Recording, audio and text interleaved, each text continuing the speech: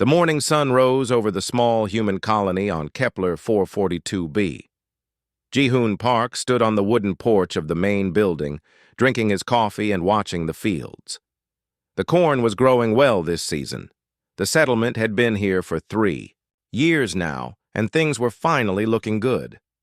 Nari Kim walked up beside him, carrying her own cup.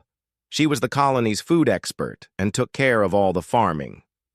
"The new seeds from Earth are doing better than I thought," she said.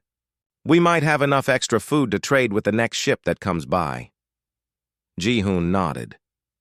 He used to be a soldier back on Earth, but now he just wanted peace. This little colony was home to 42 people. They had left Earth to find a quiet place to live, away from the big cities and the noise. Here, they could grow their own food and raise their children in safety. "Papa, look what I found." 8-year-old Min-ho Lee came running up, holding a strange blue rock. His father, Dong-hyun Lee, was the colony's engineer. He fixed all the machines and kept the power running. Dong-hyun smiled as his son showed off the rock. "That's very nice, Min-ho, but don't go too far from the buildings, okay?" Little Yuna Choi, who was only 6, came skipping behind Min-ho. Her mother, Soyeon Choi, was the colony's doctor. Soyeon watched her daughter play and felt happy. This was a good life, much better than the crowded hospitals back on Earth. Ji-won, Han, who was 15, sat under a tree with his tablet. He was always reading about spaceships and alien technology. The boy was very smart and could fix almost any machine. The adults often asked him for help with the computers. Everything seemed normal and peaceful. The colonists went about their daily work. Some tended the crops, others repaired buildings or checked the water systems. Children played in the safe areas near the homes. No one noticed the small metal object that had been watching them from orbit for the past week. High above the planet on the research ship Nexus Prime, Commander Vextal studied the screen.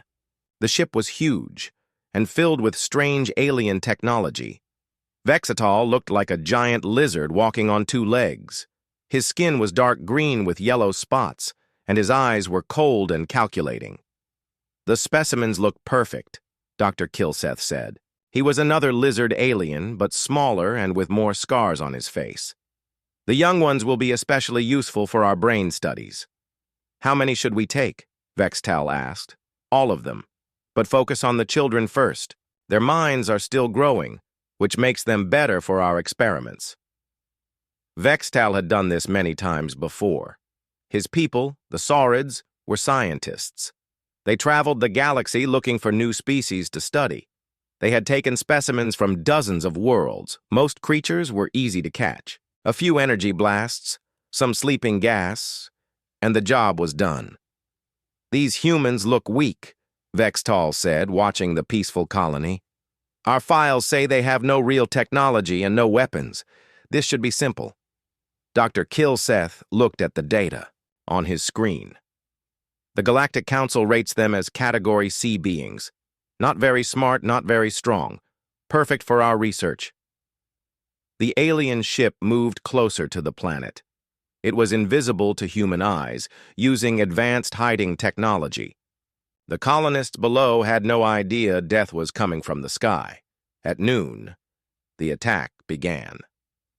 The first thing Ji-hoon noticed was that his radio stopped working. Then the lights in all the buildings went out. The power systems died one by one, even though there had been no storm or accident. "Dong-hyun!" Ji-hoon called to the engineer. "What's wrong with the power?" Dong-hyun was already running toward the main generator building. "I don't know. Everything just stopped working at the same time. This isn't normal." That's when they saw the ships. 3 small craft appeared in the sky above the colony. They looked like metal teardrops with glowing blue engines. The ships made no sound as they flew, which was strange and frightening. "Everyone get inside!" Ji-hoon shouted. His old soldier training kicked in. This was an attack, but it was too late. Beams of purple light shot down from the ships. When the light touched people, they fell down and couldn't move. Ji-hoon tried to run, but the beam hit him. His body became heavy and slow. He could think and see, but he couldn't control his arms or legs. All around the colony, people were falling. Nari Kim collapsed near the cornfield. Dong Yun dropped beside the generator. Soyeon Choi fell while trying to reach her daughter. The children screamed as the purple light hit them too. Minho Lee fell down, still holding his blue rock. Yuna Choi couldn't even cry out before the beam made her body stop working. Jiwon Han tried to crawl away, but the light found him as well. Alien figures came down from the ships. They wore silver suits and carried strange weapons. Their faces were hidden behind dark masks, but Ji-hoon could see they weren't human. They moved like lizards, quick and smooth. The aliens walked among the fallen colonists. They pointed devices at each person, and lights flashed. One alien that seemed to be in charge spoke in a voice that sounded like gravel in a metal box. 42 specimens collected, all alive and ready for transport. What about their technology? Another alien asked. Primitive. Nothing worth studying. Focus on the biological samples. The aliens began loading the paralyzed humans into metal containers. Ji-hoon watched in horror as they took Minho and Yuna first. The children's eyes were wide with fear, but they couldn't move or speak. Dr. Kil-Seth appeared and examined each human carefully. Excellent specimens, the young ones especially. Their brain development will provide wonderful data. Ji-hoon tried to scream, tried to fight, but his body wouldn't obey. He could only watch as the aliens took his friends, his neighbors, his family. They loaded everyone into the ships like cargo. One alien approached Ji-hoon. Through the dark mask, he could see yellow eyes studying him. This one was a warrior, the alien said, reading some kind of scanner. His stress patterns are interesting. Mark him for combat response studies, Dr. Kil-Seth ordered. The alien picked up Ji-hoon and carried him toward a ship. As they flew up into the sky, Ji-hoon could see his colony getting smaller below. The empty buildings, the unfinished harvest, the quiet homes where children had been playing just hours before. The ships flew up to a massive vessel in space. It was bigger than anything Ji-hoon had ever seen, covered in strange lights and metal spikes. As they flew into the ship's belly, Ji-hoon realized that this was just the beginning. These aliens had technology far beyond anything humans possessed. And now they had taken 42 people, including children, for reasons he didn't want to imagine. The last thing Ji-hoon saw before they took him into the alien ship was the stars. Somewhere out there was Earth, was home, was help. But Earth was so very far away, and no one knew what had happened to the little colony on Kepler 442b. The aliens had made their mistake, but they didn't know it yet. 3 days after the attack, the colony on Kepler 442b was silent and empty. The corn still grew in the fields, but no one was there to harvest it. The wind blew through open doors and broken windows. It was like a ghost town, but deep under the main building. In the emergency bunker, something was still working. Ji-hoon Park had built the bunker when they first arrived. He was a soldier once, and soldiers always plan for the worst. The bunker had its own power, its own air, and its own communication system. The aliens had missed it completely. The communication system turned on automatically after 3 days of silence. It was programmed to send out a distress signal if no one used the main systems for too long. The signal was weak, but it reached into space, calling for help. Far away, in another part of the galaxy, Hyun-woo Nam was flying his cargo ship through the darkness between stars. The ship was called Wanderer, and it wasn't much to look at. It was old and patched with metal from a dozen different worlds, but it was fast, and it was his. Hyun-woo had been a trader for 15 years. He carried goods from one human settlement to another. Medical supplies to mining colonies, food to research stations, mail and news to places that were too far from Earth to get regular visits. He was drinking coffee and reading reports when his radio came alive with a desperate voice. This is Kepler 442b colony emergency system. All colonists missing. Suspected alien attack. Repeat, all colonists missing. Children taken. Please help. Hyunwoo nearly dropped his coffee cup. He had been to Kepler 442b many times. He knew Jihoon and Nari and all the others. He had brought them seeds and tools and letters from Earth. The children always ran to meet his ship when he landed. He immediately changed course and flew as fast as his old ship could go. When he reached Kepler 442b, he found exactly what the message had said. Empty buildings, no people, no signs of life, but no bodies either. Everyone was just gone. Hyunwoo searched the colony carefully. He found evidence of the attack.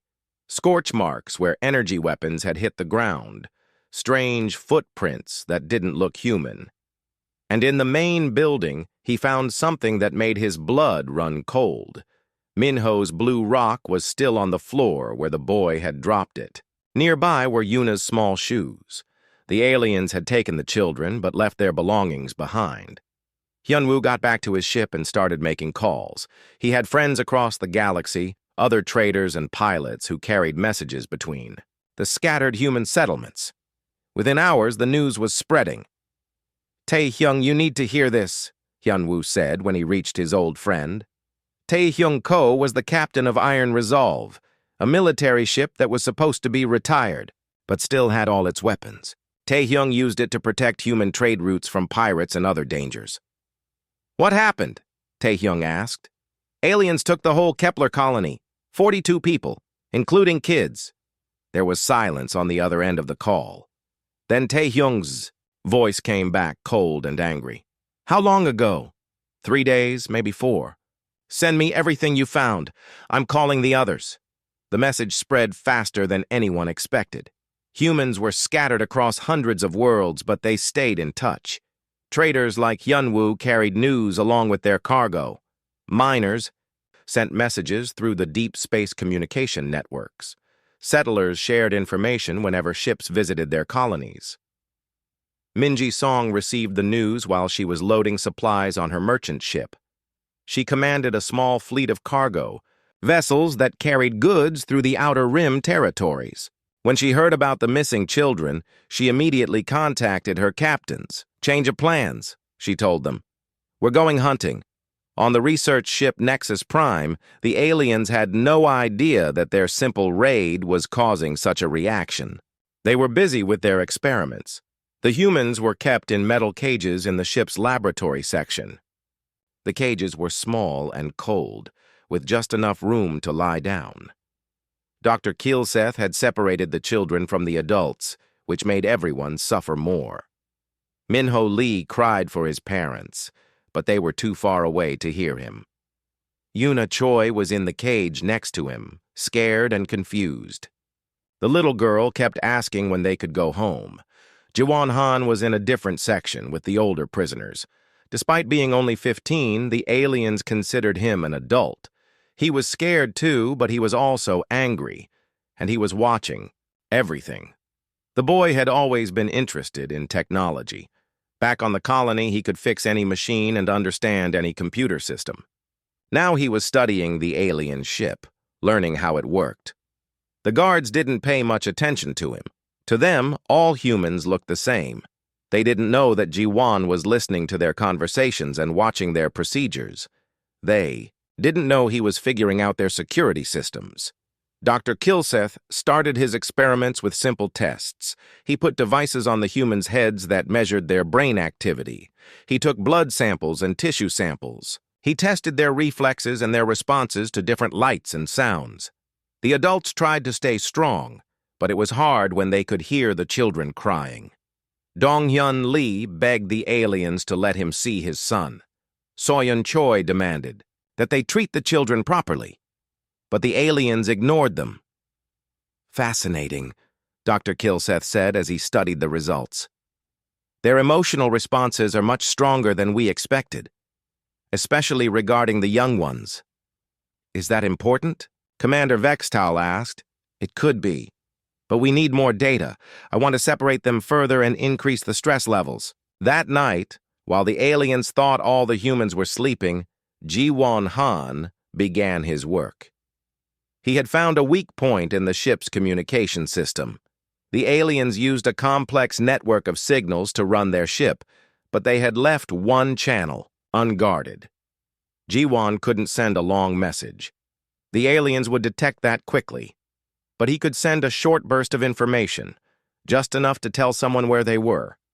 He worked for hours using pieces of metal from his cage to create a simple transmitter. It was dangerous work. If the guards caught him, they might kill him. But he had to try. Finally, just before dawn, he was ready. He sent out a single message into space.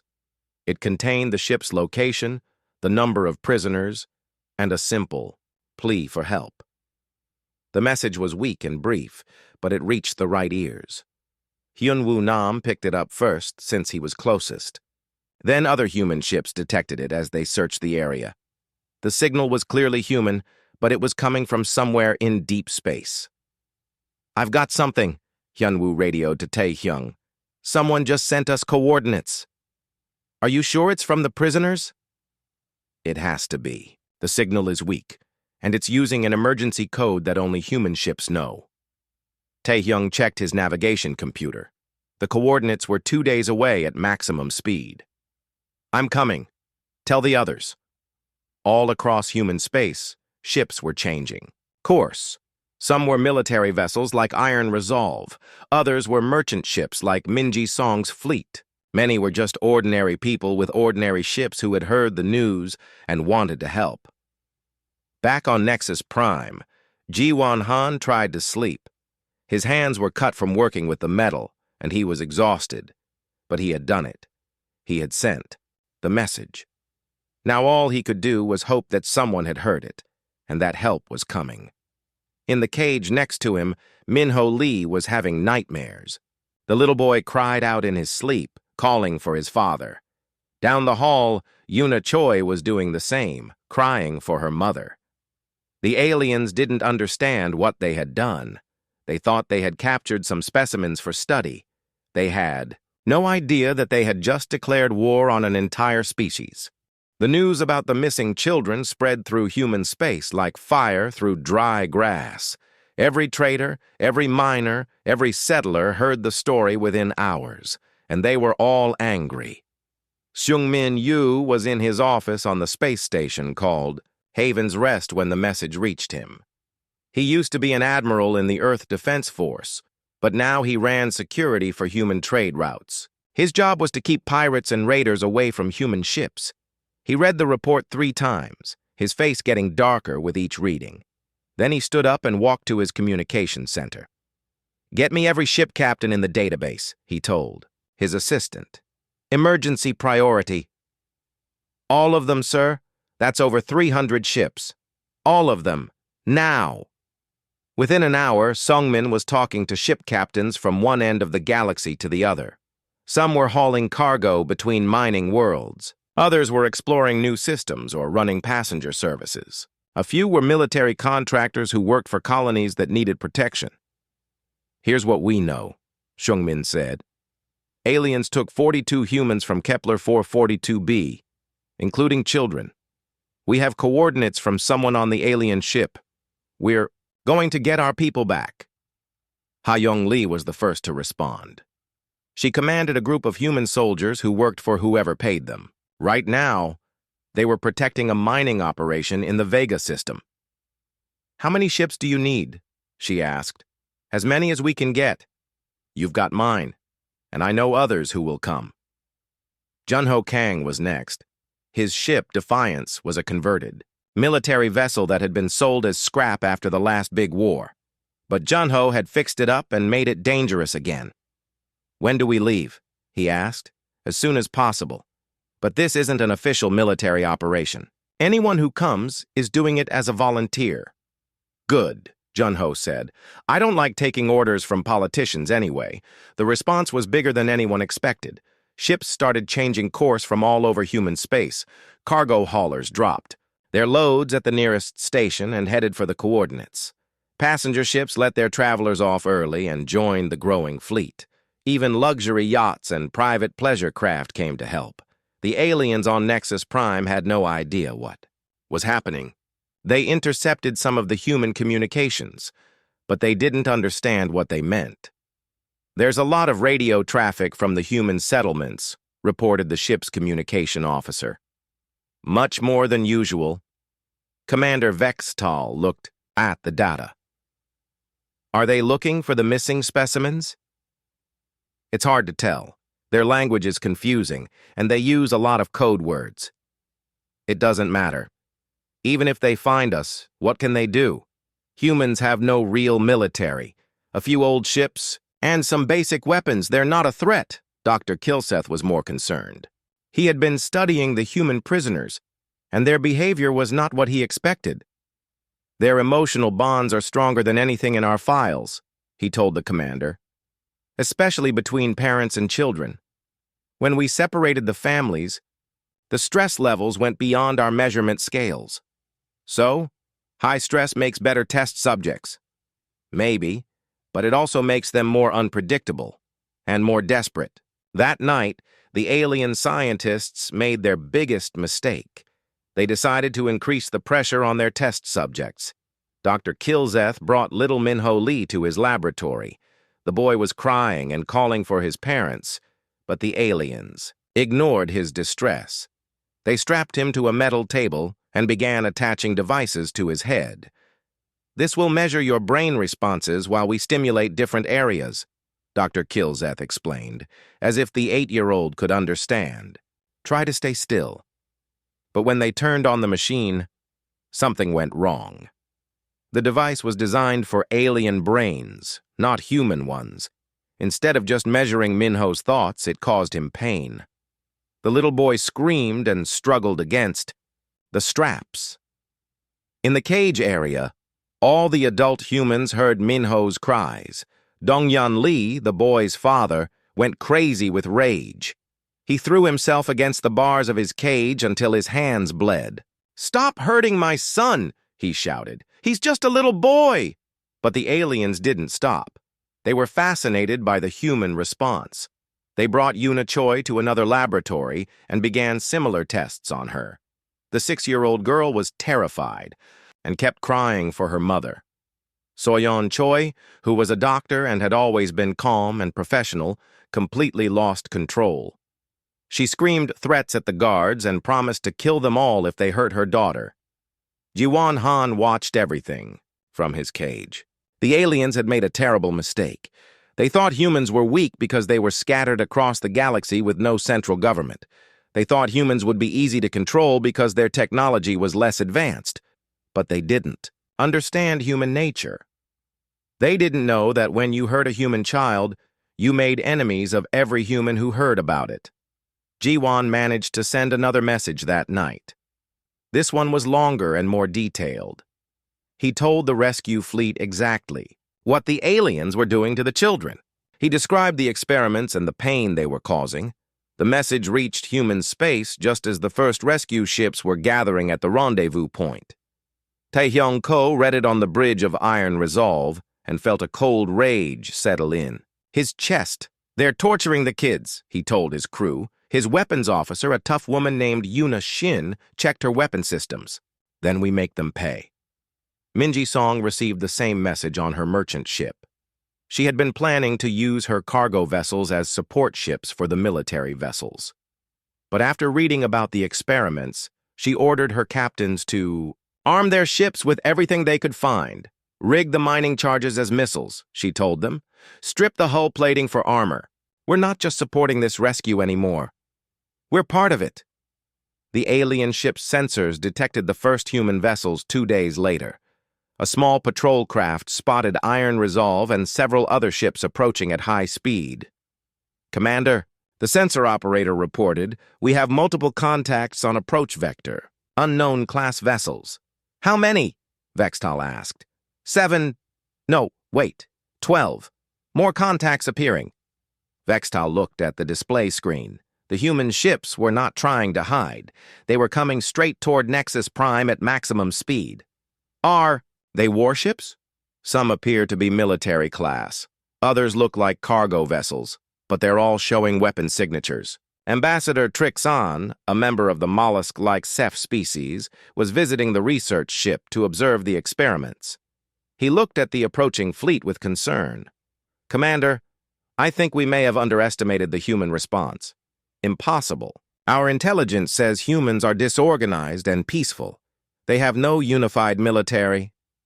"Then how do you explain that fleet?" Vextal studied the display. There were now 23 human ships approaching, with more arriving every hour. Some were clearly military vessels, but others were obviously converted civilian craft. It made no sense. "Perhaps they're pirates or mercenaries," he suggested. "Not official human forces." But Trixon had been studying galactic politics for many years. He understood how different species thought and acted. And he was beginning to realize that the Galactic Council had made a serious error in their assessment of humanity. "Commander," he said quietly, "I recommend that we withdraw immediately." "Retreat? From a few primitive ships? Those ships represent something we didn't expect. Look at them carefully. They're coming from different parts of the galaxy, but they're coordinating their approach. That means humans have some kind of communication network we didn't know about." Vextal dismissed the concern. "Even if they have more ships than expected, they're still inferior to our technology. We can destroy them easily." But as he watched the display, more human ships kept arriving. 30, 40, 50 vessels.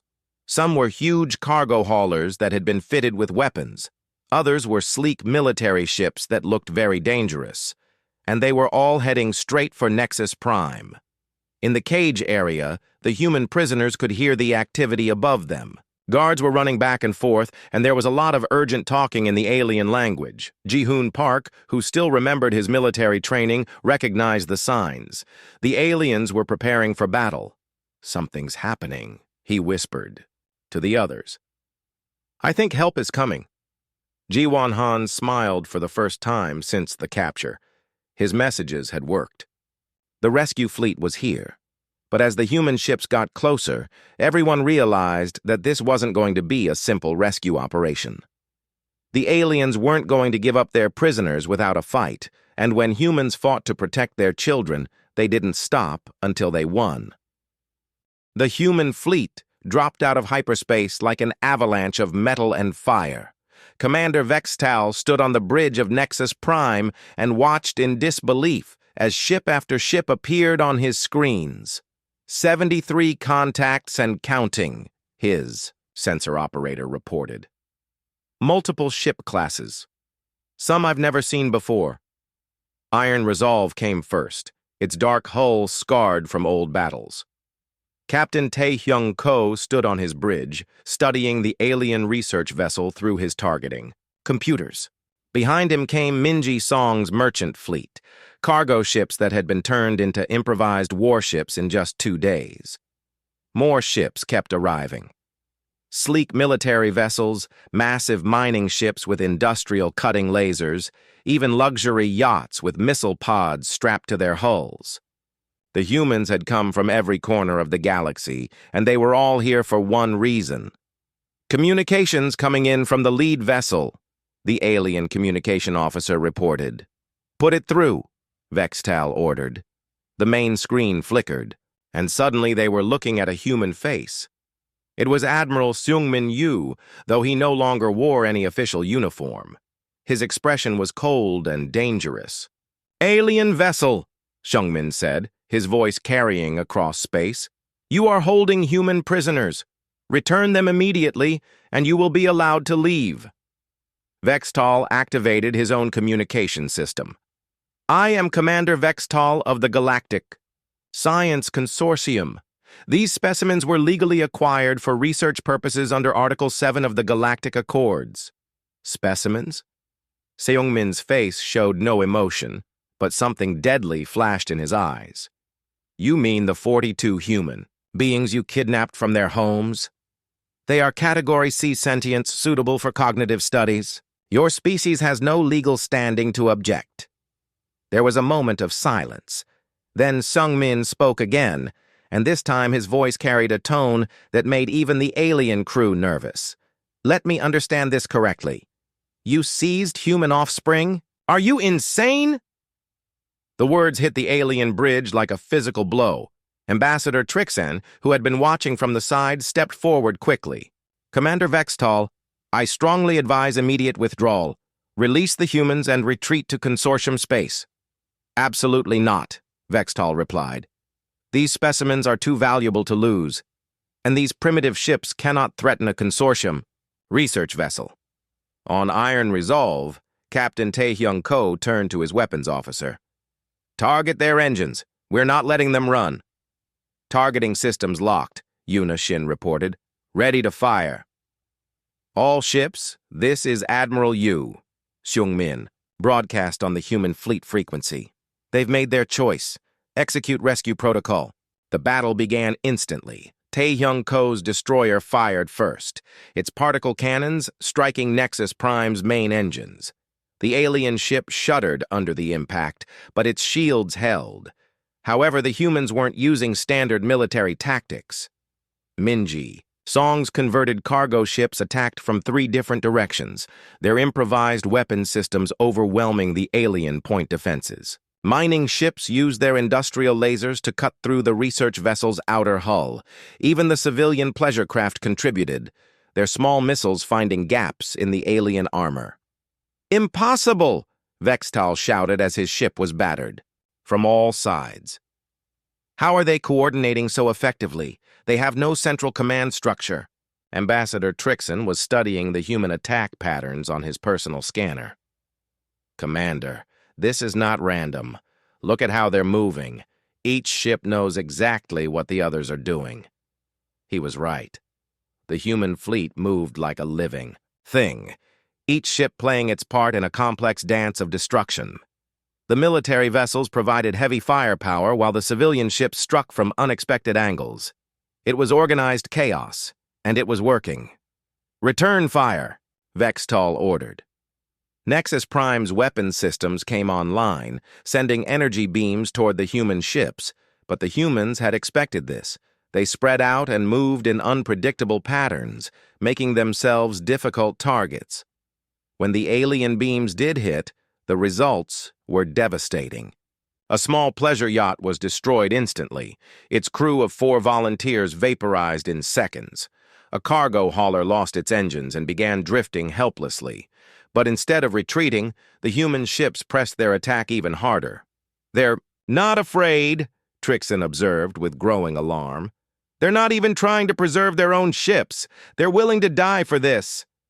It makes no sense, Vextal said. The specimens aren't even their own offspring. I don't think that matters to them. On Iron Resolve, Captain Taehyung Ko was coordinating the assault with cold precision. Junho, take your group and hit their communication array. Hayung, your Marines are ready for boarding action. Minji, keep hitting them with everything you've got. Copy that, came the responses from across the fleet. Junho Kang's ship Defiance led a group of converted military vessels in a direct assault on the research ship's communication systems. The aliens tried to stop them, but there were too many targets coming from too many directions. Communication array destroyed, Junho reported. They can't call for help now. Inside Nexus Prime, Dr. Kilzeth was frantically trying to evacuate his research data. We need to preserve the specimens at all costs, he told his assistants. Prepare them for emergency transport. But the human prisoners had heard the sounds of battle, and they knew what it meant. They came for us, Ji-hoon Park whispered to the others. They actually came. Jiwan Han was working on the lock of his cage, using tools he had hidden from the guards. Get ready, he told the other prisoners. When I get this open, we need to help them. Meanwhile, the battle in space was reaching its climax. The alien research ship was heavily damaged, its shields failing and its weapon systems going offline one by one. But Commander Vextal refused to surrender. Activate the self-destruct sequence, he ordered. If we cannot keep the specimens, no one can have them.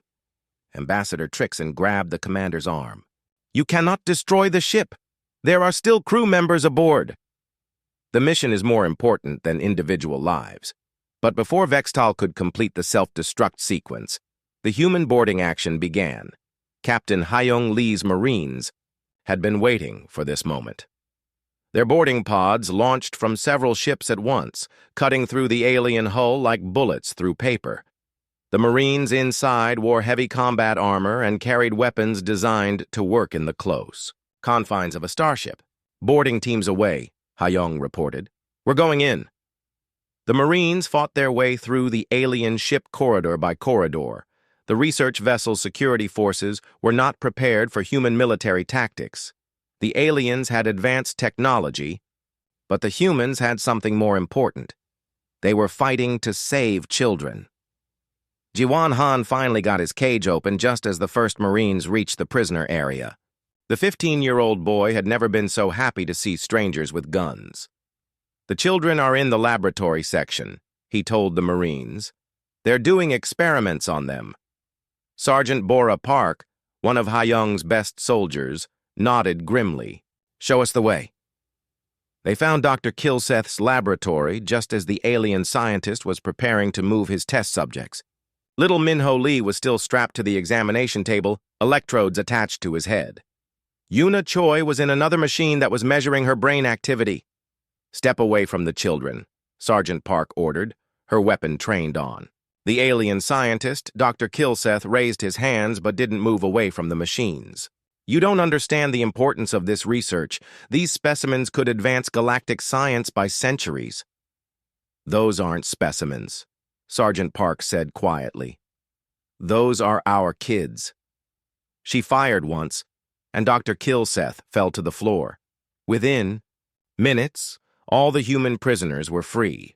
The Marines carried the children while the adults helped each other walk. Many of the prisoners were weak from the experiments, but they were alive. As they made their way back to the boarding pods, they passed Commander Vextal, who had been captured by another Marine team. The alien commander looked at the rescued humans with confusion. "I don't understand," he said to Ji-hoon Park. "These aren't even your genetic offspring. Why did so many of your kind risk death for strangers?" Ji-hoon looked at the alien with pity. "That's why you lost," he said simply. "You don't understand us at all. The rescue was complete, but the human fleet wasn't finished. They had come to send a message, and they intended to make sure it was heard clearly across the entire galaxy." Admiral Sungmin Yu's final transmission to the crippled alien ship was broadcast on all frequencies, ensuring that every species in the galaxy would eventually hear it. "This is what happens when you take our children," he said. "Remember that." Then the human fleet opened fire one last time, and Nexus Prime became a cloud of glowing debris among the stars. The rescue ships formed a protective circle around the medical vessel where the human prisoners were being treated. Captain Hyung Lee's Marines had done their job well, but the rescued colonists needed immediate care. Dr. Soyeon Choi, despite being weak from her own captivity, insisted on helping treat the other prisoners. She worked alongside the fleet's medical teams, checking on each person who had been taken from Kepler 442b. "Minho is going to be okay," she told Dong-hyun Lee as she examined his son. "The aliens didn't cause any permanent damage, but he'll need time to recover." The 8-year-old boy was awake but quiet, staying close to his father. The terrible machines in the alien laboratory had frightened him badly, but he was safe now. Little Yuna Choi was in better condition. The 6-year-old had been scared, but the aliens hadn't had time to do as many tests on her. She was already asking when they could go home. Jiwan Han sat in the medical bay, watching the reunion of families. Despite being only 15, he felt older now. He had helped save everyone by sending those messages to the rescue fleet. The experience had changed him in ways he didn't fully understand yet. "You did good, kid," Sergeant Bora Park told him. "Your messages helped us find you," Ji-won nodded. But he was thinking about something else. What happens now? Will more aliens come after us? It was a good question, and one that Admiral Sungmin Yu was already considering. On his flagship, Sungmin met with the other fleet commanders to discuss what came next. The rescue had been successful, but it was only the beginning. The alien. "Prisoners are talking," Captain Tae-hyung Ko reported. They're scared. They want to make deals. Sungmin looked at the intelligence reports his people had gathered from the destroyed research ship. What they had found was disturbing. This wasn't an isolated incident, he said to the assembled captains. The aliens have files on dozens of species they've studied this way, and we found records of other human settlements they were planning to raid. Captain Minji Song, whose merchant ships had been crucial to the rescue, leaned forward. How many other colonies are in danger? At least 12 that we know of, maybe more. The room fell silent as the implications sank in. The aliens hadn't just attacked one human settlement. They had been planning a systematic campaign to capture humans for their experiments. What do we do? Asked Captain Junho Kong. Sung-min was quiet for a moment, thinking about the bigger picture. Then he made a decision that would change everything. We tell everyone, he said. Every human settlement, every trader, every colonist in the galaxy. And we make sure this never happens again. The story of the Kepler 442b rescue spread through human space faster than any news had ever traveled before. But this time, it wasn't just traders and ship captains who heard it. The tale reached Earth itself, where it caused a storm of reaction. On Earth, politicians who had ignored the scattered human colonies for decades suddenly realized they had a problem. Humans were living all across the galaxy, with no central government to protect them. They were vulnerable to exactly the kind of attack that had happened at Kepler 442b. But the rescue had also shown something important. Even without a central government, humans could work together when they needed to. The fleet that had destroyed the alien research ship proved that human settlements weren't as isolated as everyone thought. Meanwhile, news of the rescue was causing shockwaves through the Galactic Council. Ambassador Trixen, who had survived the destruction of Nexus Prime, was giving his report to the council chambers. The vast room was filled with representatives from dozens of alien species, all listening to his account of the human response. The attack pattern was unlike anything in our databases, Trixan explained. 73 ships from at least 20 different human settlements, coordinating their actions across multiple star systems. They moved as one force, despite having no central command structure. High Counselor Mexstar, a tall being with multiple arms and crystalline skin, leaned forward. How is this possible? Our intelligence indicates that humans have no unified government. That appears to be irrelevant, Trixen replied. They have something else, a communication network that we didn't know existed, and a social bonding behavior that we completely underestimated. Explain. Trixen activated a holographic display showing the rescue fleet's organization. They call it pack bonding, but it's more complex than the term suggests. When human offspring are threatened, every adult human in range responds as if those children were their own. Distance doesn't matter. Genetic relationship doesn't matter. They simply respond. The council chamber erupted in surprised voices as various species discussed this revelation among themselves. Many had observed human behavior before, but none had understood the implications. Furthermore, Trixan continued, their response was not random or emotional. It was highly organized and tactically sophisticated. They converted civilian vessels into warships in a matter of days. They coordinated a military operation across multiple star systems without any apparent central authority. High Counselor Mexstar made a note on his personal device. What are your recommendations, Ambassador? Immediate reclassification of human species status. They are not Category C sentients. Based on this incident, I recommend Category A status, with a protective advisory. The chamber fell silent. Category A was reserved for the most advanced and dangerous species in the galaxy. The suggestion that humans, who were considered primitive just days ago, should be given the same classification as the Council's founding members was shocking. That seems excessive, objected Counselor Kithron of the Vorthan Collective. They destroyed one research vessel. That hardly makes them a galactic threat. Respectfully, Counselor, I think you're missing the point, Trixen said. They didn't just destroy one ship.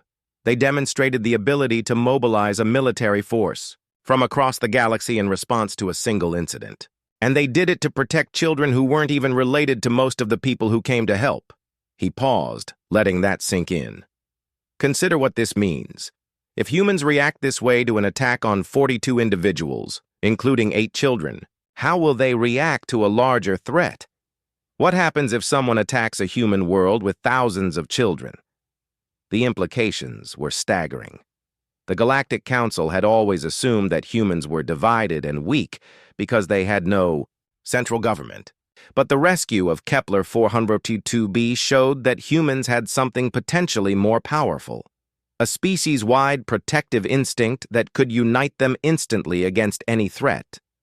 Back on the medical ship, Ji-hoon Park was finally able to hold his daughter's friend Yuna and comfort his neighbor's son, Min-ho.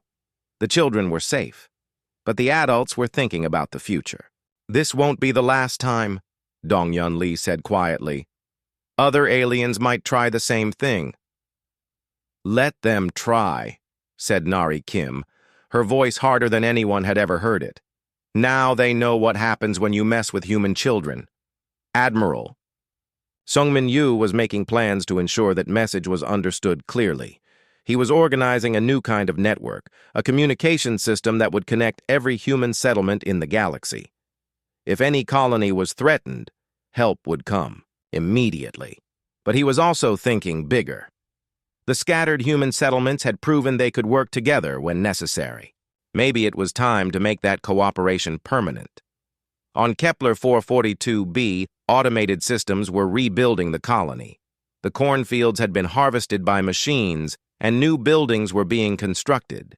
Soon the colonists would be able to return home, but they wouldn't be alone. A permanent defense station was being built in orbit, staffed by volunteers from the rescue fleet, and similar stations were being established around other human settlements. The galaxy had learned something important about humanity. Humans might be scattered across thousands of worlds with no central government, but they were not divided. They were connected by invisible bonds of loyalty and protection that could span the entire galaxy. And when those bonds were threatened, especially when human children were in danger, the response would be swift and overwhelming. The alien research programs that had targeted humans were quietly shut down. Scientists who had planned to study human specimens found new research interests. And the Galactic Council began treating human representatives with a new level of respect. Little Min-ho Lee and Yuna Choi would grow up in a galaxy where no alien would dare to threaten human children. The price of their rescue had been paid by the entire human species working together, and the lesson had been learned by everyone who heard the story. The humans had sent their message to the stars. Touch our children and face our wrath. And the galaxy listened.